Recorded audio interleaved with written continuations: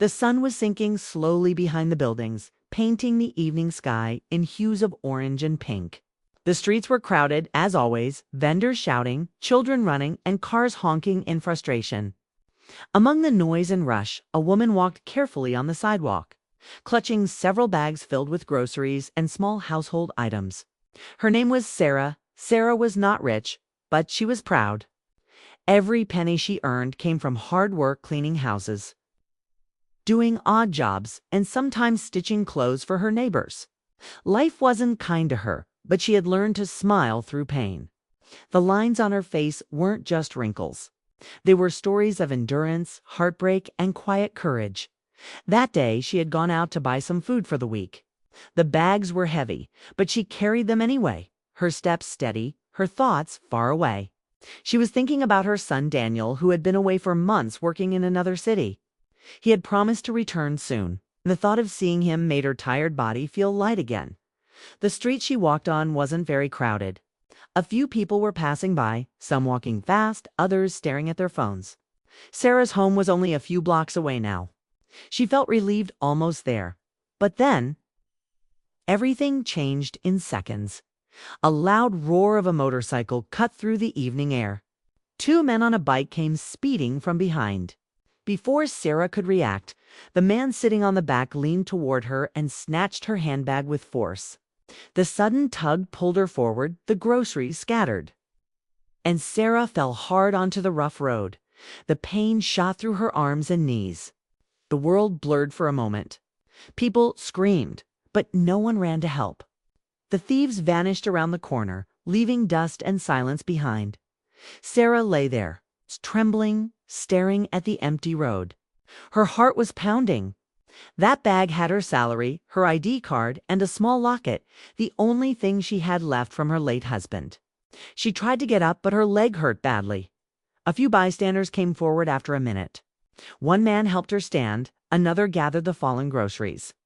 But Sara's eyes were lost, searching for something she could never find again. Her hands shook as she whispered, "They took everything. Everything I had."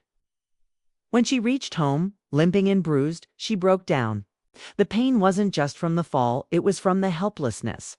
The bag wasn't worth much to others, but for Sara, it held her entire life. That night, she sat on her small bed, holding the torn corner of her grocery bag, and cried quietly.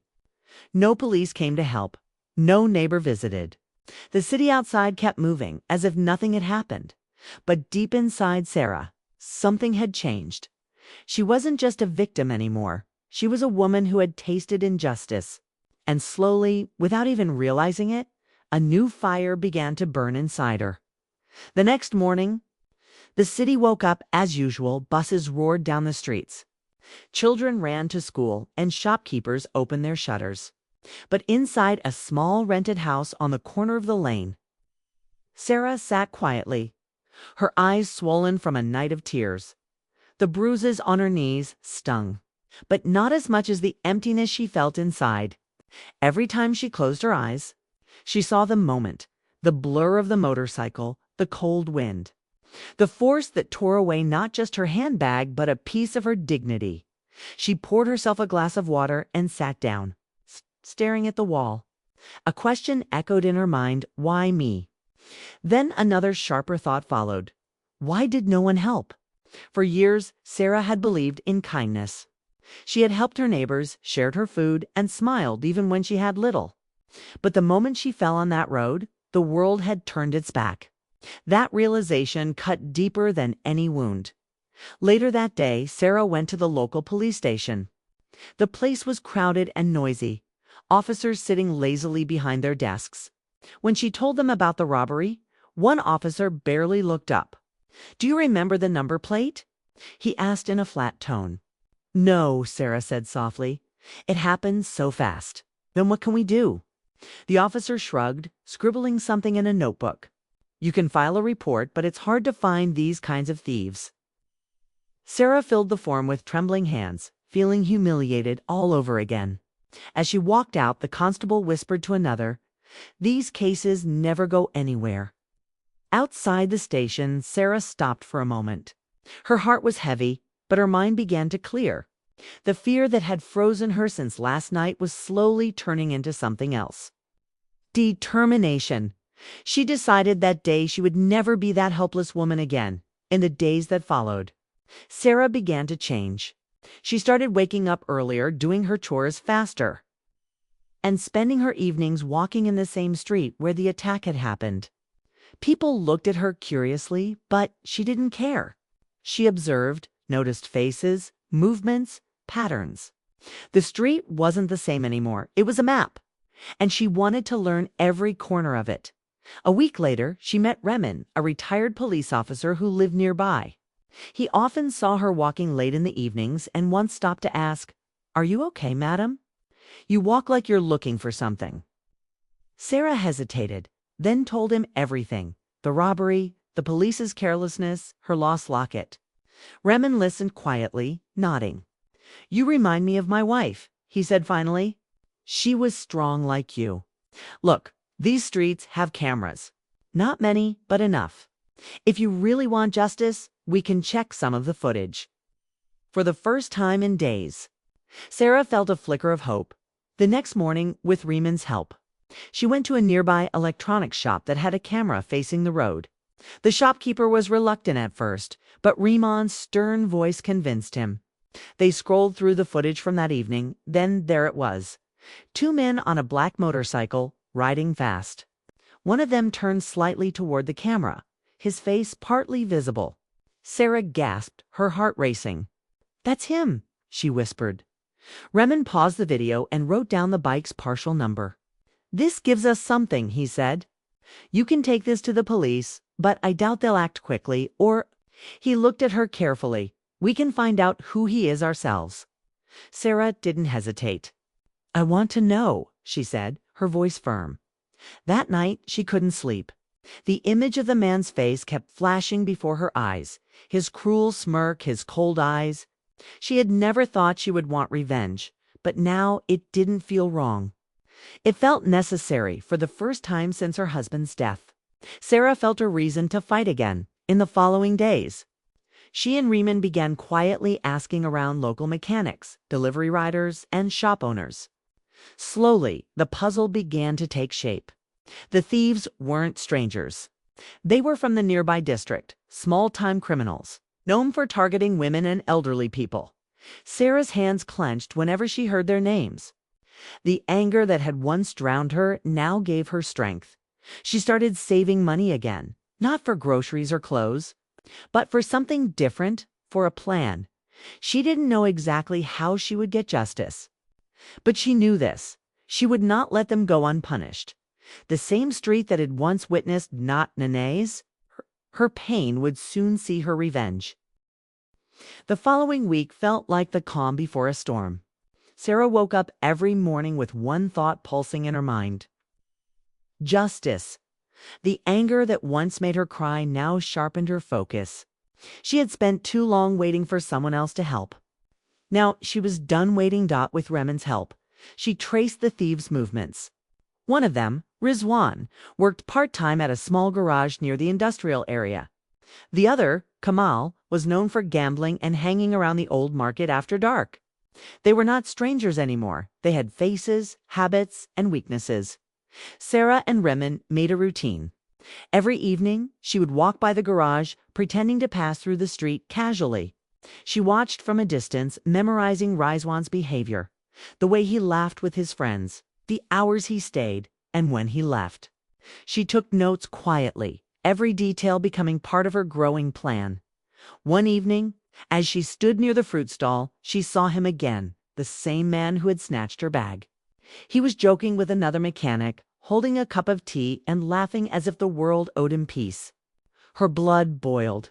Her heart pounded so hard that she thought it would burst. But she stayed calm. Revenge, she realized, was not about rage, it was about patience.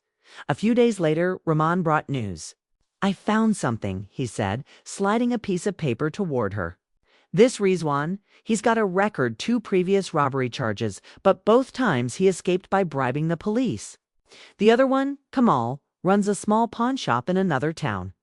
That's where they sell the stolen goods." Sara's heart raced. "Do you think my things are there?" Could be, Riemann said, but we'll have to be smart. That night, they drafted a plan. Sara would visit Kamel's pawn shop, pretending to sell an old piece of jewelry. If she could get close enough, she might recognize something from her stolen bag, maybe even the locket her late husband had given her. The next morning, she dressed simply a plain shawl. Light makeup, nothing that would draw attention. Her hands trembled slightly as she stepped into the shop. Kamal sat behind the counter, talking on the phone. He barely looked at her. "Yes, what do you want to sell?" he asked in a bored tone. Sara showed him a small ring she had bought cheaply at the market. "It's old. Can you tell me what it's worth?" As Kamal examined it, her eyes scanned the shelves behind him. Old watches, necklaces, handbags, phones. And then she saw it, a small beige purse, the same one she had lost. Her breath caught. The scar near the zipper was still there. She gripped the counter to steady herself, her heart pounding like thunder. "That purse," she said softly. "How much is it?" Kamel's eyes narrowed. "That one's not for sale. It belongs to someone. To who?" "None of your business," he snapped. Sara forced a smile and nodded, pretending to walk away. But as soon as she left, she took a photo of the shop and the number on the signboard. That night, she showed it to Riemann. "I saw my purse," she whispered. "It's there. My locket must be inside." Riemann's eyes hardened. "Then it's time to end this." Over the next few days, Sara and Riemann set their plan in motion. Riemann used his old contacts to alert a few honest officers. He told them about the footage, the evidence, and the pawn shop. One young inspector, Adil, took interest. "I've been trying to catch these two for months," he said. "If what you're saying is true, we can finally do it, but we need proof of a deal." Sara volunteered. "I can go again," she said. "Pretend to buy my own bag back. If you record it, that's evidence." The plan was dangerous, but Sara was ready. The next morning, she walked into the pawn shop again, this time with a small bag of money. "I changed my mind," she said calmly. "I really want that purse." Kamel smirked. "You seem very interested. Fine for you, 5,000. She nodded, handing him the money. As he reached for the purse, officers burst into the shop. "Police, don't move." Adil shouted. Kamal froze, his face turning pale. Within seconds, he was handcuffed. The officers found Sara's locket still inside the purse, untouched. Shining faintly, as if waiting for her return, Sara clutched it to her chest, tears streaming down her face. For the first time in weeks, she felt relief, not just because she had her things back, but because she had faced her fear. But one question still burned inside her. "What about Rizwan?" she asked. Adil smiled. "He won't be far behind." That night, Sara stood outside her home watching the streetlights flicker. The same road that had once seen her pain had now seen her strength. But she knew this wasn't over yet. Rizwan was still out there. And she wasn't done. The news spread quickly. Kamal had been caught. People in the neighborhood whispered about the arrest, about how a quiet woman named Sara had exposed a chain of petty crimes. For most, it was just gossip. For Sara, it was closure, or at least part of it. But one name still haunted her. Rizwan. He was the one who had pushed her, the one whose laughter echoed in her ears every night when she tried to sleep. She could not rest until she looked him in the eye and made him face what he had done. Days passed. Adil, the officer, assured her that Rizwan would soon be caught. But Sara was impatient. One evening, as she was returning from work, she noticed a familiar figure near the bus stop, a tall man in a brown jacket speaking to someone beside a parked motorcycle. Her heart skipped. That was him, Rizwan. Without hesitation, she called Adil. "Sir, he's here." "The one who attacked me?" "Don't go near him," Adil warned. "We'll be there in 10 minutes. Sara hung up, but she didn't leave. Her hands trembled, but she stayed hidden behind a wall, watching him. The man laughed, chewing gum, his eyes cold, his expression careless. He didn't even remember what he had done. That realization that to him she was just another victim, another random face, filled her with quiet rage. As Adil's police car approached, Rizwan noticed the flashing lights and tried to run. Sara stepped out instinctively, blocking his path. He froze, his eyes widening in shock. "You," he muttered. "Double quotes, yes," she said, her voice steady. "The woman you pushed? The one whose bag you stole?" He tried to shove past her, but Adil and his team caught him within seconds. The struggle was short. The moment was long. Sara watched silently as they handcuffed him, the same way Kamal had been. When the officers dragged him to the car, he turned toward her and spat. "You think this changes anything? You'll still be the same helpless woman." Sara stepped closer. Her voice was calm but sharp. "No," she said, "I'm not helpless. I was hurt, but I stood up. That's what you'll never understand." Rizwan glared at her. But for the first time, his eyes showed fear, not of punishment, but of the truth she spoke later that night. When Adil returned her remaining belongings, Sara opened her purse carefully. The small silver locket inside caught her attention again. She ran her thumb over it and whispered, "I did it." Riman, standing nearby, smiled. "You did more than that, Sara. You showed them they couldn't destroy you." Sara nodded slowly. Maybe this was never about the money or the bag. It was about dignity, about standing up even when the world wants you silent. Remen handed her a small envelope. "Your testimony helped us connect them to other crimes. You've helped more people than you think." Sara's eyes softened. "I just wanted peace." "And you found it," Remen said. Months passed. Sara started working again, this time at a community center that helped women who had gone through similar experiences. She shared her story not as a tale of pain, but as one of strength. Her story inspired others to speak, to fight, to heal. One afternoon, she stood by the same road where it had all started. The wind brushed her hair softly. The noise of the city surrounded her, honking cars, footsteps, laughter. But this time, the sound didn't make her uneasy. She was free. In her heart, she whispered, "I was broken once, but every scar became proof that I survived." The lesson Sara's story was not about revenge alone. It was about resilience. She learned that justice isn't always given. Sometimes you have to create it with courage, patience, and faith.